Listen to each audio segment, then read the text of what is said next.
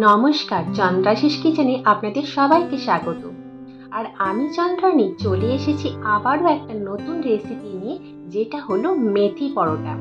শীতকালের দিনে এই মেথি পরোটা খেতে কিন্তু দারুণ লাগে।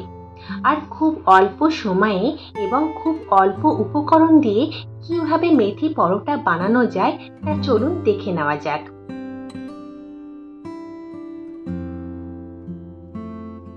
মেথি পরোটার জন্য প্রথমেই মেথি শাকগুলোকে বেছে নিতে হবে।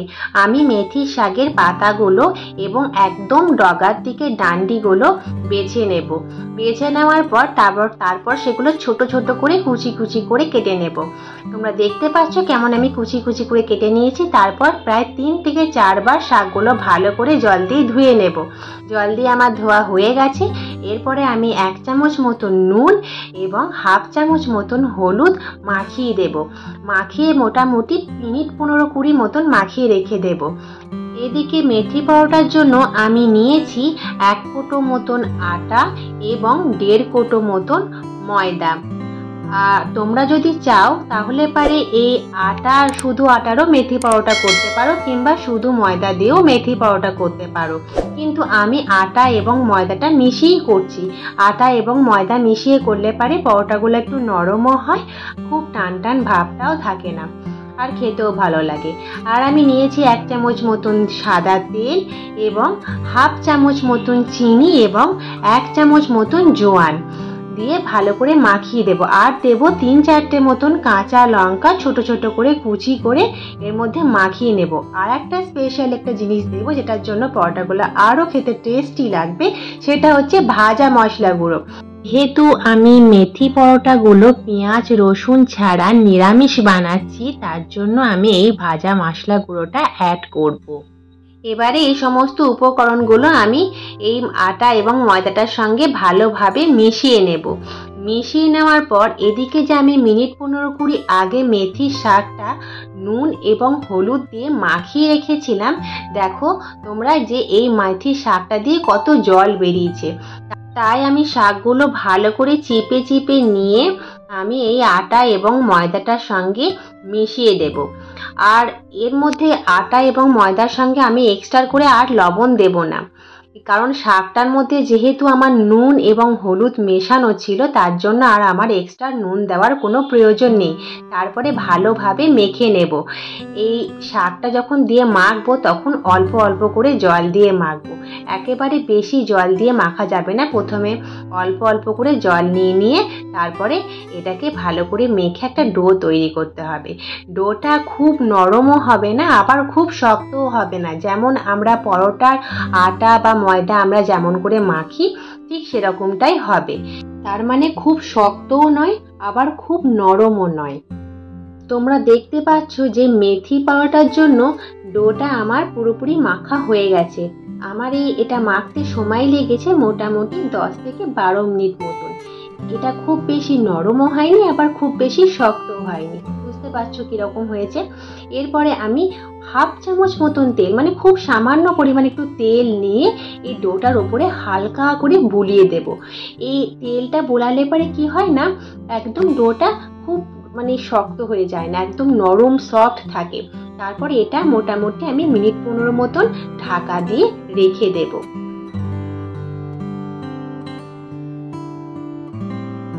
15 মিনিট হয়ে গেছে। এবারে দেখতে পাচ্ছ ডোটা আমার কতটা সফট হয়েই আছে। এরপর ডোটাকে আমি আর কয়েকবার মতন একটু ঘেঁষে নিয়ে এখান থেকে লেচি কেটে নেব। লেচিগুলো সাধারণত যেমন আমরা পরোটার লেচি বানাই, একটু বড় বড় টাইপেরই হবে। একটু বড় বড় করে লেচি কেটে নেব, রুটির থেকে একটু বড় বড়, যেমন পরোটার আমরা লেচি কাটি ঠিক সেরকম ভাবেই লেচি কেটে নেব। তাহলে বুঝতে পারছো যে মেথি পরোটা করা কত সহজ। তোমরাও বাড়িতে এরকম ভাবে মেথি পরোটা বানাবে, দেখবে খেতে ভীষণ ভালো লাগে এবং খুব খুব কম সময়ে মেথি পরোটা বানানো যায়। আর হ্যাঁ বন্ধুরা, আমি তো একটা কথা বলতে ভুলেই গেছি। তোমরা যদি আমার চ্যানেলে নতুন হয়ে থাকো তাহলে অবশ্যই আমার চ্যানেলটাকে সাবস্ক্রাইব করবে এবং ভিডিওটা ভালো লাগলে লাইক করবে এবং কমেন্টে লিখে জানাবে যে ভিডিওটা তোমাদের কেমন লাগলো। লেচি কাটা আমার হয়ে গেছে। এবারে এগুলো আমি একটা একটা করে পরোটা বেলে নেব। তোমরা এই পরোটাগুলো তেল দিয়েও বেলতে পারো, আবার শুকনো আটা দিয়েও বেলতে পারো। যার যেরকম সুবিধা মনে হবে সে সেরকমভাবে বেলে নেবে। আমি এগুলো গোল গোল শেপ করে বেলে নিলাম। এগুলো ত্রিকোণ শেপ করেও বেলতে পারো, কোনো অসুবিধা নেই। তারপরে এগুলো বেলে নেওয়ার পর এদিকে আমি লোহা তা বসিয়ে নিয়েছি। তারপরে গ্যাসের ফ্লেমটা একদম লো করে দিয়ে আমি এটা দিয়ে দেব। তারপরে এদিকে আমি আবার একটা লেচি বেলতে শুরু করব। একদিকে আমার বেলাও হবে আর একদিকে আমার এই পরোটাগুলো সেঁকাও হবে। আবার ঠিক সেম প্রসেসে গোল গোল করে বেলে নেব। তারপরে এদিকে আমার যেহেতু গ্যাসের ফ্লেমটা লো করা আছে, তারপরে আমি 1-1.5 মিনিট পর আবার ওই পরোটাটা আমি একবার উল্টে দেব।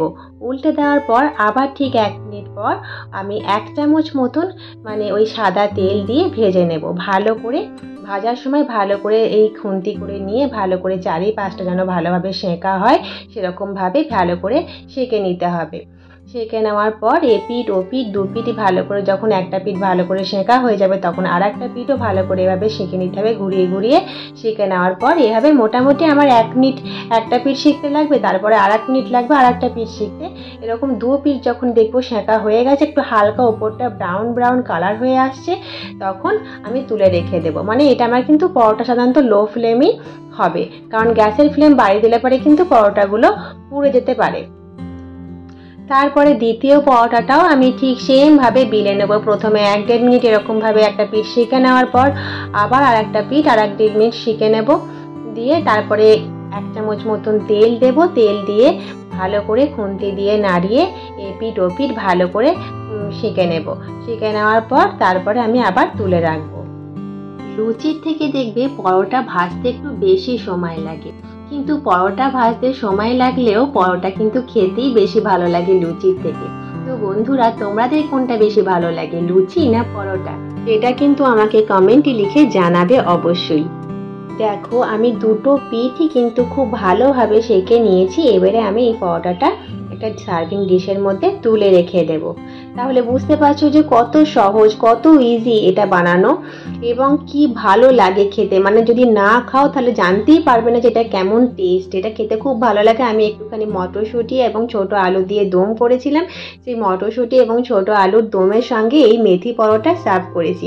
এটা সত্যিই অসাধারণ খেতে হয়েছে এবং অসাধারণ টেস্টি হয়েছে। এটা কি বলবো বুঝে উঠতে পারছি না, দারুণ দারুণ খেতে লেগেছে। তোমরাও বাড়িতে বানাবে, অবশ্যই ভালো লাগবে খেতে। এবং আর কিছু যদি বিষয় জানার থাকে আমাকে কমেন্টে লিখে অবশ্যই জানাবে। তাহলে চলি, দেখা হবে নেক্সট ভিডিওতে সুন্দর একটা রেসিপি নিয়ে। ভালো থাকবে বন্ধুরা, সুস্থ থাকবে।